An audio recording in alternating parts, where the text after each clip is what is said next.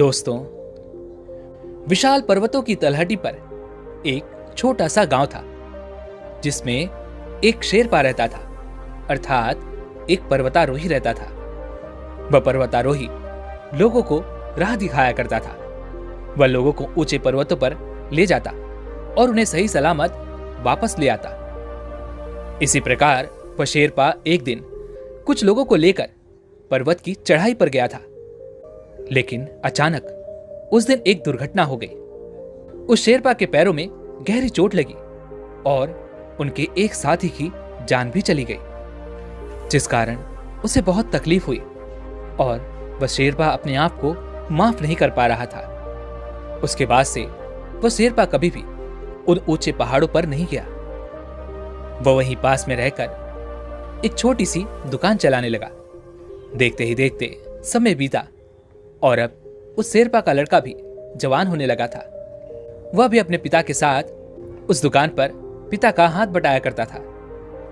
वह अपने बचपन काल से ही लोगों को पहाड़ की चढ़ाई चढ़ते देखता और उनके बारे में बातें करते सुनता कि पर्वत शिखर से दुनिया अलग दिखती है।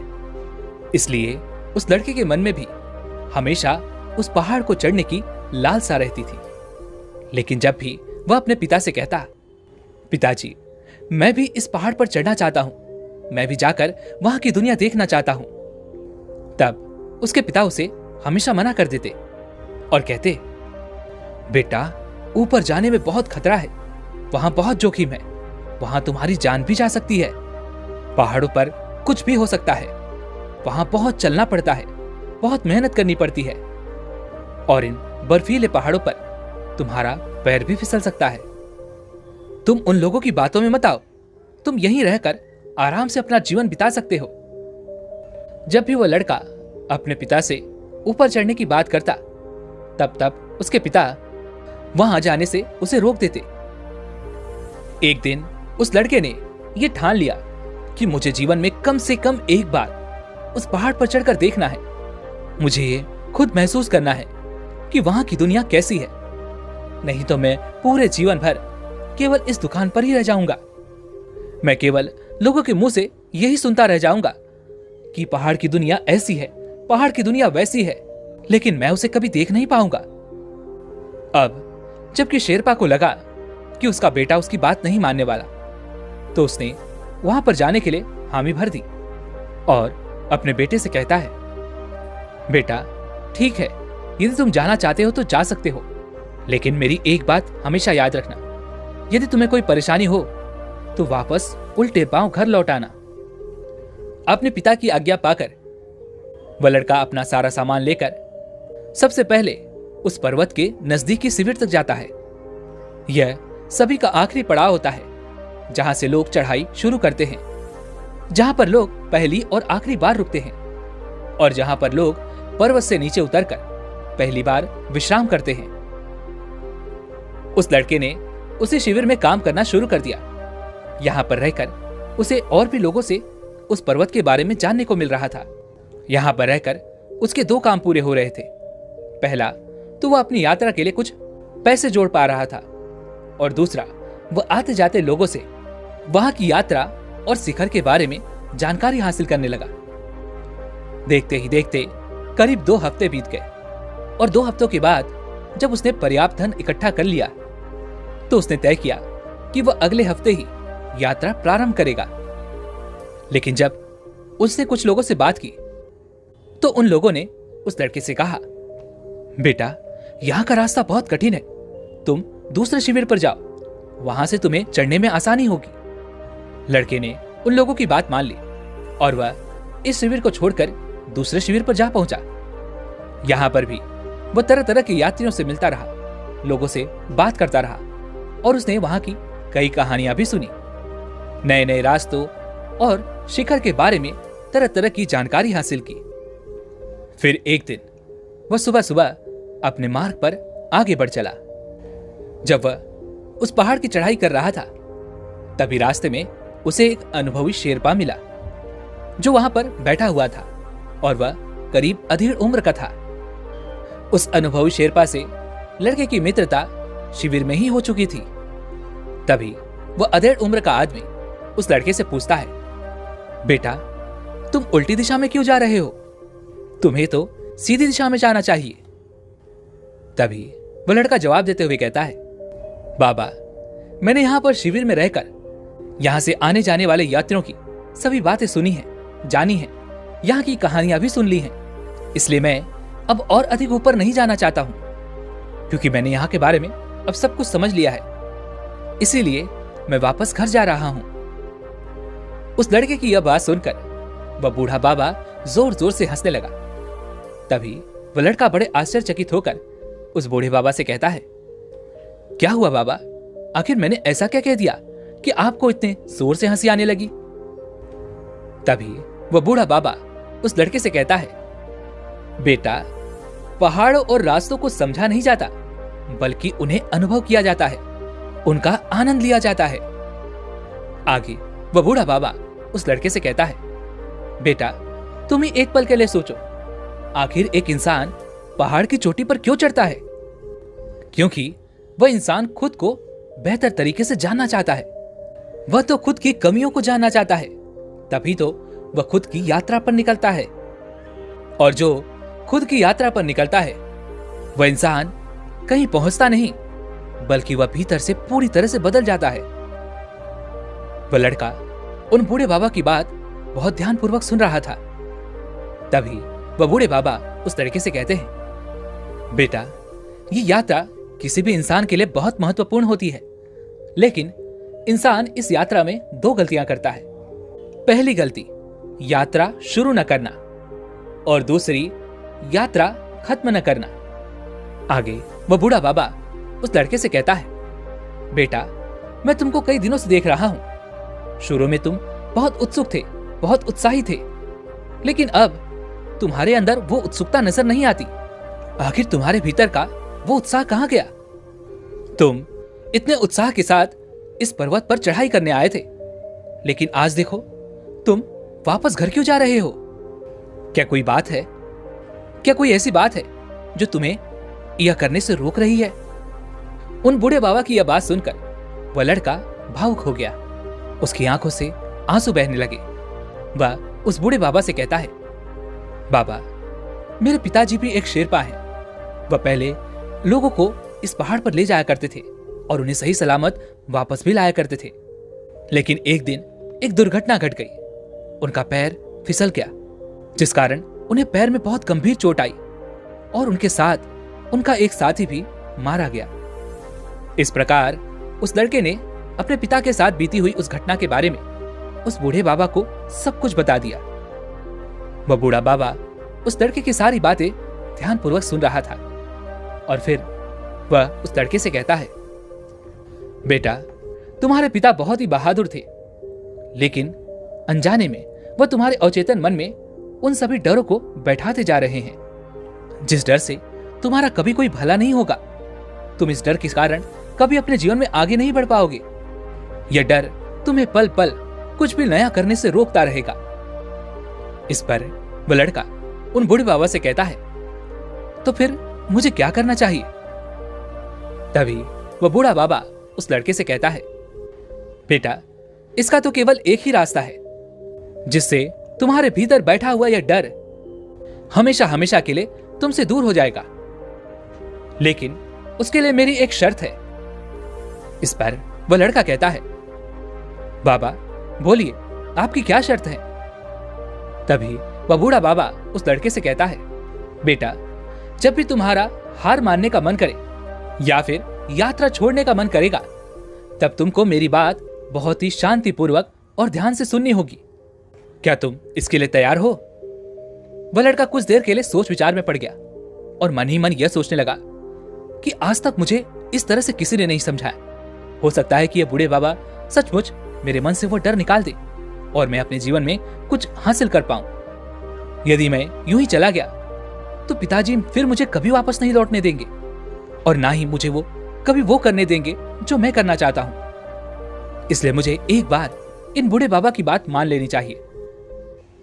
यह सोच विचार कर वह उन बूढ़े बाबा की बात मान लेता है और अगले दिन सुबह सुबह वह दोनों पर्वत की चढ़ाई के लिए निकल पड़ते हैं। वह बूढ़ा बाबा उस लड़के को बताता है कि आज दिन ढलने से पहले हमें कम से कम 15 किलोमीटर तक की चढ़ान को चढ़ना होगा। वे लोग धीरे धीरे करके आगे बढ़ते रहे। जैसे जैसे वो उस पहाड़ पर चढ़ते जा रहे थे, रास्ता और भी कठिन होता जा रहा था, रास्ता और भी सकरा होता जा रहा था। चलते चलते करीब उन्होंने 3 किलोमीटर तक का रास्ता तय कर लिया। तभी अचानक उस लड़के ने एक सुंदर दृश्य देखा। उसने देखा कि वहां पर एक छोटा सा घर था और साथ ही पास ही में एक छोटा सा ठेला लगा हुआ था। लड़के ने यह भी देखा कि वहां पर 2 लोग बैठे हुए हैं और खाने की बहुत ही बढ़िया खुशबू आ रही है। तभी लड़के के मन में अचानक एक विचार उत्पन्न हुआ कि क्यों ना हम भी कुछ देर के लिए यहीं पर रुक जाएं। उसने तुरंत ही उन बूढ़े बाबा को आवाज दी और कहा, बाबा क्यों ना हम भी कुछ देर के लिए यहीं पर रुक जाते हैं, थोड़ा सा आराम कर लेते हैं। इस पर वह बूढ़ा बाबा कहता है, बेटा अभी तो हमने चलना शुरू किया है, यदि हम यहीं पर रुक गए तो हमारे दिन का लक्ष्य पूरा नहीं हो पाएगा।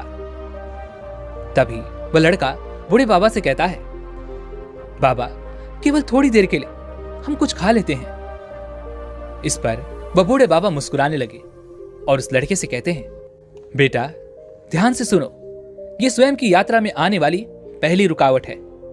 यह उस पल पैदा होती है जिस पल हम अपने लक्ष्य को छोड़कर अपने आसपास की चीजों पर ध्यान देने लगते हैं। जब हमें ऐसा प्रतीत होता है कि हमें इन चीजों से सुख मिलेगा तो हम इनकी ओर मुड़ जाते हैं, हम इनकी तरफ खींचे चले जाते हैं। और जिस पल हम इन लालच पर ध्यान देने लगते हैं उसी पल हम अपना रास्ता भटक जाते हैं। लेकिन यदि तुम चाहो तो इस मानसिक स्थिति में भी अपना सही निर्णय ले सकते हो। इसलिए मन को स्थिर करो और चलते रहो। लड़के ने बूढ़े बाबा की बात मान ली और चुपचाप खड़ा होकर मन मारकर वह उन बूढ़े बाबा के पीछे पीछे चलने लगा। देखते ही देखते पूरा दिन बीत गया। पहले दिन की यात्रा थका देने वाली थी, लेकिन बहुत सुंदर भी थी। अगले दिन का रास्ता और भी कठिन था, इसलिए उन बूढ़े बाबा ने उस लड़के को सुबह जल्दी ही उठा दिया और फिर वे दोनों मार्ग में आगे की ओर बढ़ चले। उन्होंने अभी कुछ ही चढ़ाई चढ़ी थी कि तभी वहां पर जोरों की बारिश होने लगी और देखते ही देखते वह बारिश और भी तीव्र होने लगी। उन दोनों के कपड़े अब पूरी तरह से गीले हो चुके थे। लड़का तो ठंड में ठिठुरने लगा था, उसके हाथ पैर कांपने लगे थे। तभी वह मन ही मन खुद को कोसने लगा और कहने लगा, काश मैंने इनकी बात ना मानी होती, मैं तो बेवजह ही इनकी बातों में आ गया। अच्छा खासा मैं घर जा रहा था, इस समय तो मैं घर पर बैठकर गरम गरम खाना खा रहा होता, घर पर आराम से विश्राम कर रहा होता। यह सोचता हुआ वह लड़का आगे बढ़ रहा था कि उसका ध्यान भटक गया और रास्ते में पड़े हुए एक पत्थर से उसका पैर टकरा गया और वह लड़का गिर गया। तब वह लड़का जोर से चिल्लाकर कहता है, हे बूढ़े बाबा, मैं तो आपकी बातों में बेवजह ही आ गया। मैं तो घर पर ही बढ़िया था, कल से ठीक से खाना तक नहीं खाया और आज इतनी तेज बारिश में मैं बेवजह ही परेशान हो रहा हूं। हे बाबा, मैं अब घर जाना चाहता हूं, मुझे आज्ञा दें। उन बूढ़े बाबा ने उस लड़के की किसी भी बात का जवाब नहीं दिया, बल्कि वह चुपचाप उसकी सारी बातें सुनते रहे, उसकी मनस्थिति को समझते रहे। और कुछ देर बाद वह उस लड़के से कहते हैं, बेटा, मेरे गुरु कहा करते थे कि सावधान रहो, शिकायत मत करो। इस पर वह लड़का कहता है, बाबा आप क्या कहना चाहते हैं, मेरी कुछ समझ में नहीं आ रहा। तभी वह बूढ़ा बाबा एक बार फिर मुस्कुराने लगा और उस लड़के से कहता है, बेटा, खुद को जानने की यात्रा में, खुद को जीतने की यात्रा में दूसरे आने वाली सबसे बड़ी रुकावट पसंद और नापसंद। इस समय हम कहीं और हैं, लेकिन होना कहीं और चाहते हैं। इस समय इस पर्वत पर तेज बारिश हो रही है, लेकिन तुम गर्म कंबल में सोना चाहते हो।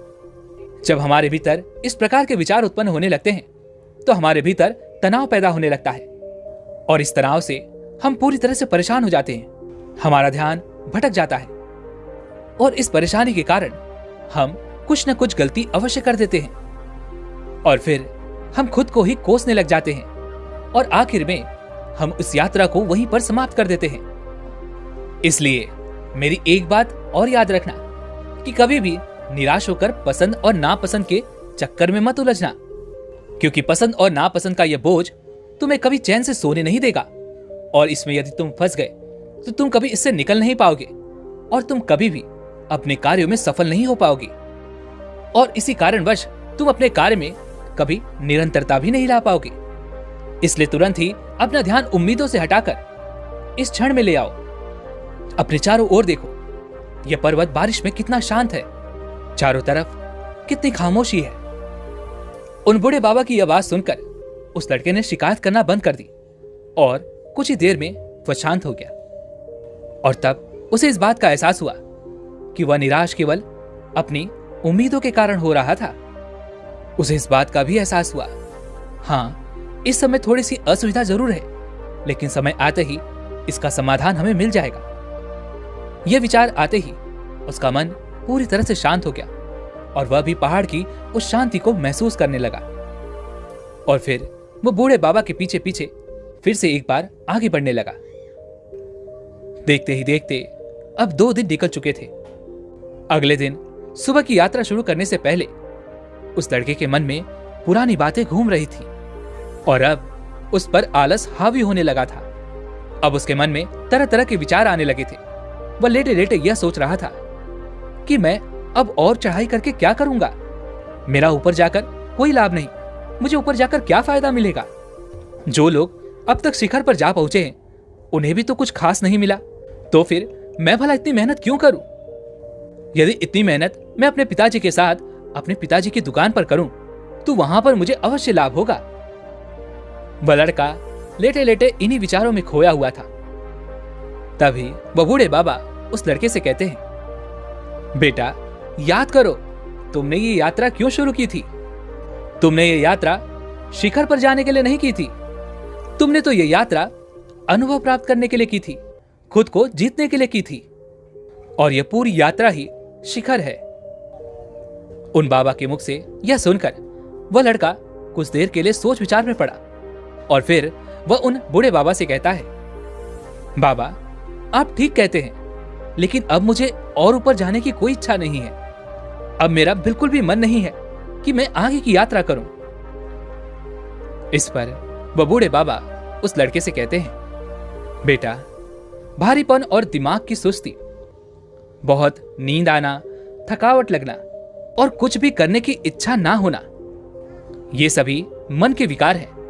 यदि तुम इन विकारों में फंस गए तो इसका अर्थ यह हुआ कि तुम एक जेल में बंद हो जाओगे, और इस जेल में रहते हुए तुम थोड़ी सी भी कठिनाइयों के आते ही हार मान लोगे, क्योंकि यहां पर तुम्हारी बुद्धि की तर्क शक्ति भी तुम्हारा साथ नहीं दे पाएगी। इसलिए आलस छोड़ो और तुरंत उठो और मेरे साथ चलो। उन बाबा के इतना कहने पर उस लड़के को उन बाबा की बात याद आई। उन बाबा ने सफर शुरू होने से पहले ही कहा था कि जब भी तुम्हारा मन हारने के लिए कहेगा तब तुम्हें मेरी बात ध्यानपूर्वक सुननी होगी। लड़के को अपना वादा याद आ गया। वह तुरंत ही उठ खड़ा हुआ और दोनों ने अपना सफर फिर एक बार प्रारंभ किया। देखते ही देखते शाम का वक्त हो चुका था और शाम के वक्त लड़के को उस पर्वत पर कुछ ऐसे लोग मिले जिनकी तैयारियां उनसे कहीं ज्यादा आधुनिक थी। उनके पास आधुनिक उपकरण थे। यह देखकर वह लड़का मन ही मन सोचने लगा, इनके पास तो इतने आधुनिक उपकरण हैं, ये तो अवश्य ही इस पहाड़ की चढ़ाई को चढ़ लेंगे, लेकिन मेरे पास तो कुछ भी नहीं है। यदि मैं असफल हो गया तो मेरे पिताजी क्या कहेंगे? इस प्रकार के विचार आते ही वह एक बार फिर से निराश हो गया और एक जगह पर खड़ा होकर वह उन्हीं के बारे में सोचने लगा। यह देखकर वह बूढ़े बाबा उस लड़के से कहते हैं, बेटा, यही आखिरी पड़ाव है। ऐसी मानसिक स्थिति में हमारे ऊपर संदेह हावी हो जाता है। हमारे भीतर तरह तरह के सवाल पैदा होने लगते हैं। क्या मैं ये कर पाऊंगा? यदि ये मुझसे नहीं हुआ, यदि मैं असफल हो गया, लोग क्या कहेंगे? ऐसी स्थिति में आते ही हमारी यात्रा धीमी होने लगती है और हम खुद पर संदेह करने लगते हैं और हम ये भूल जाते हैं कि हमारा लक्ष्य क्या है। हमारा सारा ध्यान केवल अपनी कमियों पर चला जाता है। ऐसी अवस्था में तुम कभी भी अपने लक्ष्य को प्राप्त नहीं कर पाओगे। इसलिए मेरी एक बात और याद रखना कि तुमने ये यात्रा बेहतर इंसान बनने के लिए की थी, खुद को बेहतर रूप से जानने के लिए की थी। संदेह तुम पर हावी ना हो, इसलिए खुद को बीते हुए कल से आंको और देखो कि क्या तुम कल से बेहतर हुए हो या नहीं। आगे वह बूढ़ा बाबा उस लड़के से कहता है, तुम्हें बस खुद को जीतना है। हर दिन रात केवल यही सोचो कि आज मैंने कल से बेहतर क्या किया है। मैं कल को बेहतर बनाने के लिए एक छोटी सी चीज क्या कर सकता हूं। हर दिन की अपनी छोटी सी छोटी जीत को याद करो। बस तुम्हें इतना ही तो करना है। जब तुम अपना ध्यान अपनी जीत पर लाओगे तो तुम्हारे भीतर का वह संदेह खुद ही खत्म हो जाएगा। उन बूढ़े बाबा की बात उस लड़के ने ध्यानपूर्वक सुनी और उसके बाद उसका मन धीरे धीरे पूरी तरह से शांत हो गया। उसे ऐसा लगने लगा कि मानो वो बहुत हल्का महसूस कर रहा है। उसके मन का सारा बोझ अब पूरी तरह से हटा लिया गया हो। वह उन बूढ़े बाबा के पीछे धीरे धीरे एक बार फिर से आगे बढ़ने लगा। वे दोनों एक साथ आगे बढ़ते जा रहे थे। वे दोनों एक दूसरे को अपनी कहानियां सुना रहे थे और इस बीच रास्ते में कई रुकावटें भी आई, जिस दौरान वह बूढ़े बाबा उस लड़के को सतर्क करते और वह लड़का खुद ब खुद सचेत हो जाता। चलते चलते अब वह पूरी तरह से खुद पर यकीन करने लगा था। अब उसे धीरे धीरे इस बात का एहसास हो रहा था कि बढ़ना और रुकना उसके अंतर मन से ही प्रकट हो रहा था और यदि उन पर ध्यान ना दिया जाए तो मन में वो बड़ी रूप ले लेती हैं। धीरे धीरे वह उन पर काबू पाने लगा था और अब उस लड़के को यह एहसास होने लगा था कि वह मन पर काबू पाना सीख चुका है। उसने अपने मन को जीत लिया है। अब वह किसी भी कार्य को कर सकता है, वह किसी भी कार्य में सफल हो सकता है। इस यात्रा के बाद वह पिता की सही मायनों में मदद कर सकता है। अब वह बूढ़े बाबा और वह लड़का लगातार यात्रा में आगे बढ़ रहे थे और कई दिनों की यात्रा के बाद आखिरकार वे दोनों शिखर पर जा पहुंचे। शिखर पर पहुंचकर उस लड़के ने वहां पर असीम शांति का अनुभव किया। उस लड़के ने वहां खड़े होकर यह सोचा कि यहां तक बहुत कम लोग पहुंच पाते हैं और जो लोग यहां पर पहुंच पाते हैं उन्हें उनका अनुभव प्राप्त हो जाता है। इस दौरान उस लड़के के चेहरे पर एक गहरी मुस्कान थी। उस शिखर पर खड़े होकर उसे जीत का एहसास हो रहा था। उसका सीना चौड़ा हो चुका था। वह वहां खड़े होकर अपने सफर के बारे में सोचने लगा कि कितनी बार उसने अपनी मानसिक स्थिति का सामना किया और आगे बढ़ा और यहां तक पहुंच गया। और उसे यह भी एहसास हुआ कि जितनी बार उसने अपनी मानसिक स्थिति का सामना किया, अपने मन को काबू में किया, वह उतनी ही बार उठ खड़ा हुआ। तब उसके मन में एक विचार और आया। वह यह सोचने लगा कि बाबा सही कहते हैं कि पूरी यात्रा में कई शिखर हैं। बूढ़े बाबा को धन्यवाद कहने के लिए जब वह लड़का पीछे मुड़ा तो वहां पर कोई नहीं था। उसने यहां वहां देखा, उसने आवाज लगाई, लेकिन कोई भी उसकी आवाज पर आगे नहीं आया। अचानक उसकी नजर अपने बैग पर पड़ी और उस बैग में एक पत्र रखा हुआ था जिसमें यह लिखा था, बधाई हो बेटा, तुमने अपने सभी डरों को पार कर लिया और तुमने खुद को जानने की यात्रा पूरी कर ली और साथ ही तुमने इस बात का भी अनुभव कर लिया कि रास्ते में आने वाली रुकावटों का सामना उनके सामने घुटने टेक कर नहीं बल्कि उन्हें पार करके किया जाता है। जैसे सुख का प्रलोभन, निराशा, पसंद नापसंद, शरीर और मस्तिष्क की सुस्ती, संदेह, इन सब को पार करके आखिरकार तुम अपने शिखर तक पहुंच गए। आगे उन बूढ़े बाबा ने लिखा था, बेटा, हमें हमेशा अपने मन के प्रति सचेत रहना चाहिए, जिससे रुकावटें बड़ी होने से पहले ही हम उसे हल कर सके। ऐसे ही जीवन की यात्रा करते रहो, जिससे तुम भी एक दिन किसी को स्वयं की यात्रा पर ले जा सको। उस पत्र को पढ़ने के बाद उसकी आंखों से आंसू रुकने का नाम ही नहीं ले रहे थे। अब उस लड़के की आंखों में कुछ नए सपने थे, घर जाकर कुछ नया करने की चाह थी। वैसे अगर आप ये जानना चाहते हैं कि अपने लक्ष्य पर किस तरह से नजर टिकाए रखें, तो इसके लिए हमने अलग से एक वीडियो बना रखा है। उसका लिंक आपको आई बटन में मिल जाएगा, आप जाकर के उसे भी जरूर देखिएगा। और साथ ही साथ आप हमें ये भी जरूर बताइएगा कि आपको आज की ये वीडियो कैसी लगी। उम्मीद है कि आपको ये वीडियो जरूर पसंद आई होगी, तो इस वीडियो को लाइक और अपने दोस्तों के साथ शेयर भी जरूर कीजिएगा और हमें ऐसे ही सपोर्ट करने के लिए चैनल को सब्सक्राइब और घंटी बटन को जरूर दबा दीजिएगा। चलिए फिर मिलते हैं इस एक और वीडियो में, तब तक के लिए अपना ख्याल रखें। धन्यवाद।